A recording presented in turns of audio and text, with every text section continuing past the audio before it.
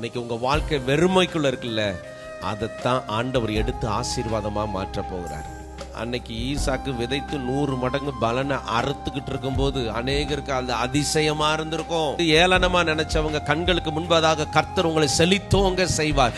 இலை உதிராயிருக்கிற மரத்தை போல நீங்கள் இருப்பீர்கள். ஆனா அது நடக்கணும்னா கர்த்தருடைய சத்தத்துக்கு செவி கொடுக்கணும், துன்மார்க்கருடைய ஆலோசனையை விட்டு விலகணும். ஈசாக்கு விதைக்காம 100 மடங்கு வந்திருந்தா இன்னைக்கு நான் பிரசங்கத்தை எப்படி பண்ணுவேன் தெரியுமா? நீங்க சும்மா இருங்க, படுத்து தூங்குங்க, நீங்க பாட்டு உங்க வேலையை பாருங்க, ஆண்டவர் உங்களை ஆசீர்வதிச்சிருவார், நான் பிரசங்கம் பண்ணலாம். ஆனா ஈசாக்கு விதைச்சாதான் அதை விளைய செய்கிற கர்த்தர் இருக்கிறார். அதே மாதிரிதான் நீங்க காரியங்களை செய்தாதான் கர்த்தரால கிரியை செய்ய முடியும். கிதியோனுக்காக ஜெயத்தை கொடுத்தது கிதியோன் அல்ல, கூட வந்த அந்த 300 பேர் அல்ல, கர்த்தர் தான். ஆனா கர்த்தர் என்ன சொன்னார்னா, அந்த பானையையும் அந்த தீவெட்டியும் அந்த எக்காலத்தை எடுத்துக்கொண்டு யுத்த களத்துக்கு போ.